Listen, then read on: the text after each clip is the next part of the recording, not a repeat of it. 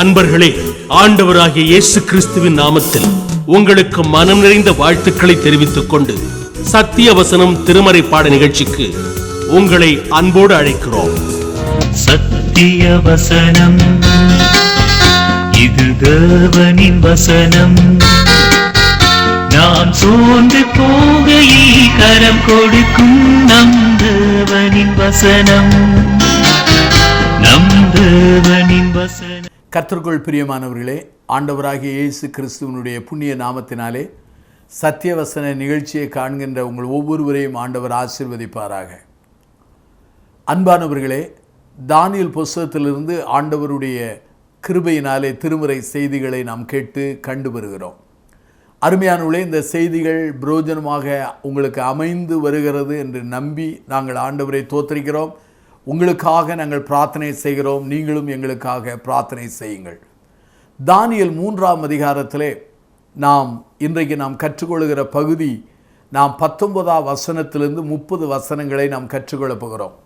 தானியேலின் நண்பர்களான Shadrach, Meshach, Abednego இந்த 3 பேரும் ராஜாவாகிய நேபுகாத்நேச்சர் செய்வித்த அந்த பொற்சிலையை வணங்காதபடி அவர்கள் மறுத்து தைரியமாக இருந்ததினாலே அதனால் ஏற்பட்ட விளைவுகளை, அதனால் ஏற்பட்ட ஆசீர்வாதங்களை, அதனால் நமக்கு கற்றுக் கொடுக்கப்படுகிற அந்த வேத உண்மைகளை நாம் இன்றைக்கு கற்றுக்கொள்ளப் போகிறோம். இந்த பகுதிகளிலே நாம் அநேக உண்மைகளை நாம் கற்றுக்கொள்ளப் போகிறோம். தானியேலுடைய நண்பர்களான சாத்ராக், மேஷாக், ஆபேத்நேகோ 3 பேரும் பொற்சிலையை வணங்காதபடி மறுத்ததினாலே 7 மடங்கு சூளை ஆனது, உஷ்ணம் பெருக்கப்பட்டு தானியேலுடைய நண்பர்களான சாத்ராக், மேஷாக், ஆபேத்நேகோ 3 பேரையும் அப்படியே கட்டி அந்த நெருப்பிலே போடும்படியாக ராஜா கட்டளையிட்டார். ஆகவே அவர்கள் வஸ்திரங்களோடு கட்டி போடும் பொழுது அந்த நெருப்பு அவர்களை சீக்கிரம் பிடிக்கும் என்பது நாம் அறிந்த உண்மை. ஆனால் கட்டி போட்டவர்கள் இறந்து போனார்கள். அந்த அளவுக்கு 7 மடங்கு உஷ்ணமாகும். அந்த நெருப்பு சூளையிலே ராஜா பார்க்கிறார், 3 பேர் போடப்பட்டார்கள், 4வது நபர் அங்கு காணப்படுகிறார். 4 பேரும் அக்னியிலே உலாவுகிறதை கண்டு தன்னுடைய மனிதர்களை அழைத்து அவன் விசாரிக்கிறான். தானியேல் 3ஆம் அதிகாரத்திலே ராஜா விசாரித்த போது மக்களும் ஆம் ராஜாவே என்று சொல்கிறார்கள். அங்கே 3ஆம் அதிகாரம் 25 இதோ 4 பேர் அக்னியின் நடுவிலே உலாவுகிறதை காண்கிறேன், அவர்களுக்கு ஒரு சேதமில்லை, 4ஆம் ஆளின் சாயல் தேவபுத்திரனுக்கு ஒப்பாயிருக்கிறது என்று சொல்லப்படுகிறது. இந்த தானியேல் புஸ்தகம் 3ஆம் அதிகாரம் 19 30 வசனங்கள் வரை வாசிக்கும் பொழுது பல வேத சத்திய உண்மைகளை நாம் கற்றுக்கொள்கிறோம். 1, ஆண்டவருடைய ஜனங்கள் உபத்திரப்படுகிற ஜனங்கள் அல்லது உபத்திரப்படுத்தப்படுகிற ஜனங்கள் என்பதை நாம் புரிந்து கொள்ள அழைக்கப்படுகிறோம். இதை தானியேலின் புஸ்தகம் 3ஆம் அதிகாரம் 19 23 வசனங்களில் நாம் வாசிக்க முடிகிறது. தேவனுடைய ஜனங்கள் எப்போதுமே பாடுபடுகிறார்கள், பாடுகளுக்குள் உட்படுத்தப்படுகிறார்கள். பிரியமானவர்களே, யாத்ராம் புஸ்தகத்தில் நீங்கள் வாசிக்கும் பொழுது இஸ்ரவேல் ஜனங்கள் எகிப்திலே பாடுபட்டார்கள். ஆகவே ஆண்டவருடைய கிருபையினாலே விசுவாசத்துக்காக உறுதியாய் நின்றவர்கள், ஆண்டவருடைய நாமத்துக்காக உறுதியாய் நின்ற மொர்தெகாய் பாடுகளை பட்டதை நாம் அறிந்திருக்கிறோம். ஆனால் ஆண்டவருடைய ஜனங்கள் பாடுகள் படுவதற்குரிய அழைப்பு அவர்களுக்கு கொடுக்கப்பட்டிருக்கிறது. ஏனென்றால் நம்முடைய ஆண்டவராகிய இயேசுவானவரே சொல்லியிருக்கிறார், உலகம் என்னை பகைக்குமானால் உங்களை பகைக்கிறது என்று சொல்லியிருக்கிறார். உலகம் என்னை உபத்திரப்படுத்துமானால் உங்களை உபத்திரப்படுத்தும் என்றுதான் அவர் விளக்கி பேசியிருக்கிறார். ஆகவே அருமையானவர்களே, ஆண்டவருடைய ஜனங்கள் உபத்திரப்படுத்தப்படுகிறார்கள். ஏனென்றால் ஆண்டவருடைய ஜனங்கள் உலகத்துக்கு சவாலாக, எச்சரிப்பாக, ஒருவேளை அவர்களுக்கு நெருடலாக அல்லது எரிச்சலை உண்டு பண்ணுகிற நிலையிலே காணப்படுகிறார்கள். ஆண்டவருடைய ஜனங்களின் பரிசுத்தம், ஆண்டவருடைய ஜனங்களின் உண்மை, ஆண்டவருடைய ஜனங்களின் ஆசீர்வாதம், ஆண்டவருடைய ஜனங்களின் கனம், ஆண்டவரின் ஜனங்களின் புகழ் பலருக்கு அது பொறாமையை அல்லது எரிச்சலை உண்டு பண்ணக்கூடியதாக இருக்கிறது. இங்கு தானியேலின் புஸ்தகம் 3ஆம் அதிகாரத்திலே சாத்ரா, மேஷக், ஆபேத்நேகோ 3 பேருடைய விசுவாச உறுதி, அந்த தைரியம் ராஜாவுக்கு எரிச்சலை உண்டு பண்ணியதினாலே 7 மடங்கு அக்னியை அவன் பெருக்கி போடும்படி கட்டளையிட்டான். அருமையானவர்களே, இவர்கள் ஏன் உபத்திரப்பட்டார்கள்? முதலாவது, அவர்களுடைய ஸ்டாண்டர்ட், விசுவாச உறுதிக்காக அவர்கள் உபத்திரப்பட்டார்கள். இரண்டாவதாக, அவர்கள் ஏன் நெருப்பாகி அந்த உபத்திற்குள் போடப்பட்டார்கள் என்று சொன்னால், அவர்களுடைய இரட்சகருக்காக, நாங்கள் ஆராதிக்கிற தேவன் என்று சொன்னார்கள். அப்படியானால் தாங்கள் நம்புகிற, ரட்சிக்கிற அந்த தேவனு நிமித்தம் அவர்கள் உபத்திரமாகிய அந்த அக்னி சூளையிலே போடப்படுகிறார்கள். மூன்றாவதாக, அவருடைய வாழ்க்கையினுடைய அவருடைய தரம் என்ன தரம் என்று சொன்னால், நாங்கள் நீர் நிறுத்தின பொருட்களையும் வணங்குவதில்லை, அதே சமயத்தில் பாபிலோன் இருக்கிற தேவர்களையும் வணங்குவதில்லை என்கிற அந்த தரம் அவர்களை உபத்திரத்தின் அந்த எரிகிற சூளையிலே போடக்கூடக்கூடிய ஏதுவாக காணப்பட்டது. அருமையானவர்களே, 7 மடங்கு அந்த அக்னி சூளை அங்கு பெருக்கப்பட்டது, அதிலே போடப்பட்டார்கள். அருமையானவர்களே, ஆகவே ஆண்டவருடைய ஜனங்கள் எப்போதுமே அவர்கள் உபத்திரப்படுகிற ஜனங்கள், உபத்திரக்கு உட்பட்ட ஜனங்கள் என்பதை நாம் புரிந்து கொள்ள அழைக்கப்படுகிறோம். பிரியமானவர்களே, உங்கள் வாழ்க்கையிலே நீங்கள் உபத்திரப்படும் போது நீங்கள் சங்கடப்படாதிருங்கள், பின்வாங்கி போகாதிருங்கள், முறுமுறுக்காதிருங்கள். நீங்கள் ஆண்டவருடைய ஜனங்கள், உங்களுடைய உபத்திரங்களை காண்கிற ஒரு ஆண்டவர் இருக்கிறார். ஆகவே உங்களுக்கு முன்னாலே இருந்த அல்லது பின்னாலே வருகிற ஆண்டவருடைய அடியார்கள் எல்லாருமே உபத்திரத்தின் பாதைகள் வழியாகத்தான் நடந்து வருகிறார்கள் என்பதை அறிந்து கொள்ள அழைக்கப்படுகிறீர்கள். ஏனென்று சொன்னால், நம்முடைய ஆண்டவராகிய இயேசுவானவர் சொன்னார், உலகத்தில் உங்களுக்கு உபத்திரங்கள் உண்டு. அதே சமயத்திலே அப்போஸ்தலனாகிய பவுல் கூறுகிறார், தேவபக்தியாய் நடக்க மனதாயிருக்கிற யாவரும் துன்பப்படுவார்கள் என்று சொன்னார். இரண்டாவதாக, ஆண்டவருடைய ஜனங்கள் உபத்திரப்பட்ட ஜனங்கள், உபத்திரத்துக்கு உட்படுத்தப்பட்ட ஜனங்கள் என்று சொன்னேன். இரண்டாவதாக, ஆண்டவருடைய ஜனங்கள் பாதுகாக்கப்பட்ட ஜனங்கள். உபத்திரப்படுகிற ஜனங்களை ஆண்டவர் கைவிட்டாரா? கைவிடவில்லை. மோசே ஒரு எரிகிற முற்செடியை கண்டார். அந்த முற்செடி எரிந்தது, ஆனால் அந்த செடி அவிந்து போனதில்லை என்பதை அவன் கண்டான். இதே போலத்தான் தேவனுடைய ஜனங்கள் உபத்திரப்பட்டாலும் அழிந்து போவதில்லை. தேவனுடைய சபை உபத்திரத்துக்கு உட்பட்டாலும் அது அழிந்து போவதில்லை. தேவனை நம்பியிருக்கிற குடும்பங்கள் உபத்திரத்துக்கு உட்பட்டாலும் அழிந்து போவதில்லை. ஏனென்றால் தேவனாகிய கர்த்தர் அதை பாதுகாக்கிறார். ஏனென்றால் தானியேல் 3ஆம் அதிகாரம் 24, 27 பாருங்கள். அங்கே கர்த்தர் சாத்ரா, மேஷாக், ஆபேத்நேகோ 3 பேரை அவர் பாதுகாத்தார். போடப்பட்டவர்கள் 3 பேர், ஆனால் அக்னி ஜூளையிலே 4 பேர் இருக்கிறார்கள். 4 பேரும் எப்படி இருக்கிறார்கள் என்றால், விடுதலையாய் உலாவுகிறார்கள். அவர்கள் 3 பேரும் கட்டப்படவில்லை, 4வது பேரும் கட்டப்படவில்லை. அந்த 4 பேரும் விடுதலையாய் உலாவுகிறார்கள். அது மாத்திரமல்ல, 4 பேரும் எரிந்து போகவில்லை. அது மாத்திரமல்லாமல் அங்கே நடக்கிறார்கள், உலாவுகிறார்கள். எவ்வாறு ஒரு வீட்டிலே எவ்வாறு உலாவுகிறார்களோ அதே போல நெருப்பிலே 7 மடங்கு சூடாக்கப்பட்ட அந்த நெருப்பிலே அவர்கள் உலாவுகிறார்கள். ஆனால் 4வது நபர் முகமானது உண்மையாகவே அது தேவபுத்திரனுக்கு ஒப்பாயிருக்கிறது என்று சொல்லப்பட்டிருக்கிறது. தேவபுத்திரன் என்று சொன்னால் உண்மையாகவே மனிதகுமாரனாகிய நம்முடைய ஆண்டவராகிய இயேசுவுக்கு ஒப்பாயிருக்கிறது என்று கூட நாம் சொல்ல முடியும். ஏனென்றால் உபத்திரப்படுகிற மக்களோ ஆண்டவர் பாதுகாக்கிறார். என் வாழ்க்கையில் எத்தனையோ உபத்திரங்கள், பாடுகள் வந்தது. என் இரட்சகராகிய கர்த்தர் என்னை பாதுகாத்தார். ஏன் இந்த செய்தியை கேட்டு காண்கிற உங்கள் வாழ்க்கையிலே எத்தனையோ உபத்திரங்கள் கடந்து வந்தீர்கள். ஆண்டவர் உங்களை காப்பாற்றவில்லையா? நாம் அக்னியிலே நடந்தோம், தண்ணீரின் மத்தியிலே நடந்தோம், தேவன் நம்மை காப்பாற்றவில்லையா? மனிதர்கள் நமக்கு விரோதமாய் எழும்பிய போது ஆண்டவர் நம்மோடு கூட இருந்து நம்மை தப்புவிக்கவில்லையா? கர்த்தர் ஒருவர் நம்மோடு கூட இல்லாவிட்டால் நம்முடைய விரோதிகள் நம்மை உயிரோடு விழுங்கியிருப்பார்களே என்று சங்கீதக்காரன் சொன்னானே, அதே வண்ணமாக தேவன் நம்மை பாதுகாக்கவில்லையா? தாவீதை பாதுகாத்த தேவன், பவுலை பாதுகாத்த தேவன், ஏன் என்னையும் உங்களையும் பாதுகாத்த தேவன், உபத்திரப்படுகிற மக்களை அவர் பாதுகாக்கிறார். கிறிஸ்துவின் நிமித்தம், கிறிஸ்துவின் நாமத்தின் நிமித்தம், கிறிஸ்துவின் விசுவாசத்தின் நிமித்தம், கிறிஸ்துவின் ராஜ்யத்தின் நிமித்தம், கிறிஸ்துவின் நேர்மைக்காக பாடுகளை ஏற்றுக்கொள்கிற மக்களை ஆண்டவர் பாதுகாக்கிறவராக இருக்கிறார். அருமையானவர்களே, முதலாவது ஆண்டவருடைய ஜனங்கள் உபத்திரப்படுகிற ஜனங்கள், உபத்திரத்து உட்பட்ட ஜனங்கள்.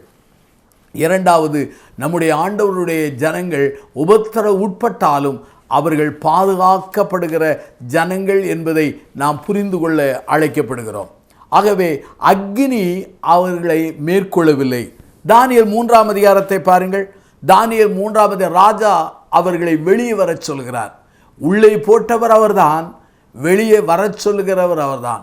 உனக்கு விரோதமாய் உருவாக்கப்படுகிற ஆயுதங்கள் வாய்க்காது போகும் என்று சொன்ன ஆண்டவர் இந்த இடத்திலே எந்த ராஜா அவர்களுக்கு கட்டளை கொடுத்து நெருப்பிலே போடும்படி சொன்னானோ அதே ராஜா வெளியே வரும்படி கட்டளை கொடுக்கிறான். வெளியே வருகிறார்கள். போடப்பட்ட போது 3 பேர், அக்னியிலே உலாவியவர்கள் 4 பேர், வெளியே வந்தவர்கள் 3 பேர். பாருங்கள், தானியேல் 3ஆம் அதிகாரத்தை பாருங்கள். அவர்கள் வந்தபோது அந்த தன்மை இங்கு விளக்கப்படுகிறது. 3ஆம் அதிகாரத்தில் என்ன தன்மை என்று சொன்னால் 3ஆம் அதிகாரத்தில் 27 பாருங்கள். அந்த புருஷனுடைய சரீரங்கள் மேல் அக்னி பலம் செய்யவில்லை, அவருடைய தலைமையர் கருகவில்லை, அவருடைய சால்வைகள் சேதப்படவில்லை, அக்னியின் மனம் அவளிடத்தில் வீசாமல் இருக்கிறதை கண்டார்கள். அப்படியானால் அக்னியானது அவர்கள் மேல், அவர்கள் சரீரத்தின் மேல், அவருடைய வாழ்க்கையின் மேல், அவருடைய சால்வைகளின் மேலே, அவருடைய உடல் மேலே எந்த தாக்கத்தையும் உண்டு பண்ணாமல் அப்படியே வெளியே வந்ததை இந்த வசனத்தில் காண முடிகிறது. ஆண்டவருடைய ஜனங்கள் உபத்திரப்படுவார்கள், உட்படுவார்கள். ஆண்டவருடைய ஜனங்கள் உபத்திரப்பட்ட அந்த ஜனங்களை தேவன் முழுமையாய் பாதுகாத்து ஒரு சேதம் வராமல் அவர்களை வழிநடத்துவார். மூன்றாவதாக ஆண்டவருடைய ஜனங்கள் எப்படிப்பட்ட ஜனங்கள் என்று சொல்ல விரும்புகிறேன். 3ஆம் அதிகாரத்தை எடுத்து வைத்துக் கொள்ளுங்கள். அங்கே 28, 29 நீங்கள் 30 வாசிப்பீர்கள். ஆனால் இந்த 3 வாக்கியங்கள் என்ன சொல்லப்படுகிறது என்றால், ஆண்டவருடைய ஜனங்கள் உபத்திரப்பட்டவர்கள், உட்பட்டவர்கள். ஆண்டவருடைய ஜனங்கள் உபத்திரப்பட்ட அந்த ஜனங்களை தேவன் முழுமையாய் பாதுகாக்கிறார் என்பதை கற்றுக்கொண்ட. மூன்றாவது, ஆண்டவருடைய ஜனங்கள் உண்மையாகவே உயர்த்தப்பட்ட ஜனங்கள். உட்பட்ட ஜனங்களை பாதுகாக்கிறார், பாதுகாத்து உயர்த்துகிறார். எப்படி உயர்த்துகிறார் பாருங்கள். அங்கே தானியேல் 3ஆம் அதிகாரத்திலே ராஜா அங்கே விசுவாச அறிக்கை சொல்கிறார். என்ன அறிக்கை? சாத்ரா மேஷாக் ஆபேத்நேகோவுடைய தேவனுக்கு தோத்திரம் என்று சொன்னார். அது மாத்திரமல்லாமல் தேவன் தன்னுடைய தூதனை அனுப்பி அவர்களை பாதுகாத்தார் என்று சொல்கிறார். அது மாத்திரமல்லாமல் சாத்ரா மேஷாக் வணங்குகிற அந்த தேவனுக்கு விரோதமாக யாரும் தூஷண வார்த்தை பேசக்கூடாது என்று சொல்கிறார். அப்படி பேசப்படுகிற துண்டித்து போடப்படுவார்கள், அவருடைய வீடு எருக்களமாக்கப்படும் என்று சொல்லிவிட்டு இதற்கெல்லாம் முத்தாய்ப்பாய் ஒன்றை சொல்கிறார். என்ன சொல்கிறார் என்றால், இவ்விதமாய் ரட்சிக்கத்தக்க தேவன் வேறு ஒருவரும் இல்லையே. உபத்திரத்துக்கு உள்ளாக்கப்பட்ட மனிதர்கள் உபத்திரத்திலே உறுதியாய் நின்று தேவன் அவர்களை பாதுகாக்கும் போது ஆண்டவரை அறியாத மனிதர்கள் ஆண்டவரை அறிந்து கொள்கிறார்கள். பாருங்கள், ராஜா, பாபிலோன் ராஜா ஆண்டவரை அறிந்து கொள்கிறார். ஆண்டவர்தான் ரட்சிக்கத்தக்க தேவன் என்று சொல்லி தேவனை அறிந்து கொண்ட ஒரு ராஜாவாக மாறுகிறார். பாருங்கள், நம்முடைய பாடுகள், நம்முடைய உபத்திரங்கள், நம்முடைய வேதனைகள் இன்னொருவருடைய வாழ்க்கையிலே ஆண்டவரை அறிகிற அறிவுக்கு நேராக அவர்களை வழி நடத்துகிறது. இந்த சம்பவத்திலே சாத்ரா மேஷாக் ஆபேத்நேகோ என்கிற அந்த 3 பேரும் ராஜா வணங்கின அந்த சிலையை வணங்கி இருப்பார்கள் என்றால் இந்த 3ஆம் அதிகாரமானது திருமறையிலே காணப்படாது. அதே சமயத்திலே இந்த சாத்ரா மேஷாக் ஆபேத்நேகோ என்கிற 3 பேரும் ராஜா வணங்கின அந்த பொற்சிலையை வணங்கி இருப்பார்கள் என்றால் அவர்கள் அக்னியிலே போடப்படாமல் தப்பிக்கப்பட்டிருக்கலாம். ஆனால் சாத்ரா மேஷாக் ஆபேத்நேகோ என்கிற 3 பேரும் ராஜா வணங்கின அந்த உருவாக்கின சிலையை வணங்கி இருப்பார்கள் என்றால் தங்களோடு உலாவின அந்த கர்த்தரை அவர்கள் அறியாமல் போயிருப்பார்கள். ஆகவே இவர்கள் விசுவாசத்தில் உறுதியாய் இருந்ததினாலே என்ன நடந்தது? கர்த்தர் அவளை விடுவித்தார். கர்த்தர் தன் தூதனை அனுப்பி விடுவித்தார். கர்த்தரே அவர்களை வந்து விடுவித்தார். அது மாத்திரமல்லாமல் பாபிலோன் சாம்ராஜ்யத்தின் ராஜாவே கர்த்தரே அறிந்து கொள்ளக்கூடிய ஒரு தேவன் என்று சொல்லி அறிக்கையிடுகிறார். அப்படியானால் கர்த்தருடைய நாமம் மகிமைப்படுகிறது, கர்த்தருடைய கீர்த்தி உயர்த்தப்படுகிறது, கர்த்தரை அறியாதவர்கள் அறிந்து கொள்கிறார்கள். கர்த்தருக்கு விரோதமாக எந்த நாவும் தூஷிக்கப்படாதபடி கட்டளை பிறப்பிக்கப்படுகிறது. கர்த்தருடைய மகிமை அங்கு வெளிப்படுகிறது. ஆகவே கர்த்தருடைய ஜனங்கள் உபத்திரப்பட்டவர்கள், உபத்திரத்துக்கு உள்ளானவர்கள். கர்த்தருடைய ஜனங்கள் உபத்திரப்பட்டவர்கள், உபத்துக்கு உள்ளானவர்களை கர்த்தர் பாதுகாத்து விடுவிக்கிறார். கர்த்தர் உபத்திரத்துக்கு உள்ளான அந்த ஜனங்களை பாதுகாத்து விடுவித்து அவர்களை உயர்த்துகிறார். எப்படி உயர்த்துகிறார் என்றால், ஒன்று ராஜா கர்த்தரை அறிந்து கொள்கிறார். இன்னொரு உயர்வு என்ன? 30வது வாக்கியம் சொல்கிறது, ராஜா சாத்ராக் மேஷாக் ஆபேனேகோ என்பவர்களை பாபிலோன் தேசத்திலே உயர்த்தினார். அப்படியானால் உபத்திரத்துக்கு உள்ளானவர்களை தேவன் சுத்த பொன்னாய் மாற்றின பிற்பாடு அவர்களை கனம் பண்ணுகிறார், உயர்த்துகிறார். ஆகவே பதவியிலே அவர்களுக்கு உயர்வு வருகிறது. நீங்கள் தானியேல் புஸ்தகத்திலே நீங்கள் வாசிப்பீர்களானால் 2ஆம் அதிகாரத்திலே தானியேல் ராஜாவின் சொப்பனத்தை அறிந்து உயர்த்தப்பட்ட உடனே தன் நண்பர்களான சாத்ரா மேஷக் ஆபேனேகோ இந்த 3 பேர்களுக்காக சிபாரிசு செய்தான். ராஜா அந்த சிபாரிசை கேட்டு அந்த சாத்ரா மேஷக் ஆபேனேகோ 3 பேரை மாகாணத்திலே உயர்ந்த ஸ்தானத்தில் வைத்தான். ஆனால் தானியேல் 3ஆம் அதிகாரத்திலே இந்த 30வது வசனத்தின் உயர்வானது பிறருடைய சிபாரிசின் உயர்வு அல்ல. கர்த்தர் இவருடைய விசுவாசத்திலே உறுதியாய் இருந்ததினாலே கர்த்தரே ராஜாவின் கண்களிலே தயவு கிடைத்து அவர்களை உயர்த்தினார். அருமையான என் சகோதரனே, சகோதரியே, உபத்திரத்திற்குள்ளாக இருக்கிறீர்களா? பயப்படாதிருங்கள், கர்த்தர் உங்களை பாதுகாப்பார். உபத்திரத்தின் நுனியிலே இருக்கிறீர்களா?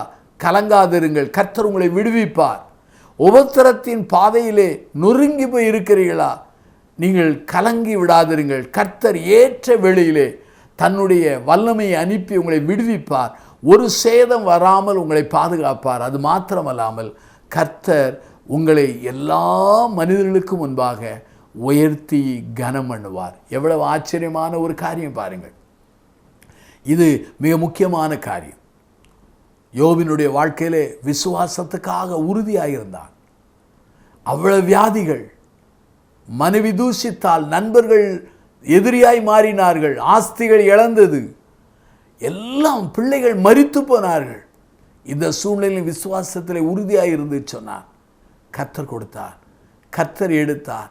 கர்த்தருடைய பரிசுத்த நாமத்துக்கு தோத்திரம் என்று சொல்லி தன் நாவினால் பாவம் செய்யவில்லை. கர்த்தர் அவனுடைய பொறுமையை கண்டார்.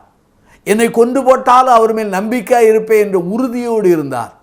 அந்த யோபினுடைய உறுதியும் சாத்ராக் மேஷக் ஆபேனுடைய உறுதியும் ஒப்பிட்டு பார்த்தால் மிகவும் ஆச்சரியமாக இருக்கிறது. யோபினுடைய வாழ்க்கையில் பாருங்கள், 42ஆம் அதிகாரத்திலே முன்னிலைமை காட்டிலும் பின்னிலைமை ஆசீர்வதித்தார், முன்னிருந்ததை காட்டில் இரட்டத்தனையாய் கொடுத்தார் என்று சொல்லப்படுகிறது. கர்த்தர் யோபின் சிறையிருப்பை நீக்கின தேவன். இங்கு சாத்ரா மேஷக் ஆபேனேகோ என்கிற இந்த 3 பேருடைய அந்த நெருப்பு சிறையிருப்பை நீக்கி விடுவித்து உயர்த்தினார். ஆகவே 3 காரியங்களை நாம் கற்றுக்கொண்டோம். கர்த்தருடைய ஜனங்கள் உபத்திரப்படுகிற ஜனங்கள், உபத்திற்கு உள்ளாக்கப்படுகிற ஜனங்கள். 3வது, கர்த்தருடைய ஜனங்களை கர்த்தர் பாதுகாத்து மாத்திரமல்லாமல் கர்த்தர் உயர்த்தி கனம் பண்ணுகிறார். ஏன் உங்களை உயர்த்த மாட்டாரா?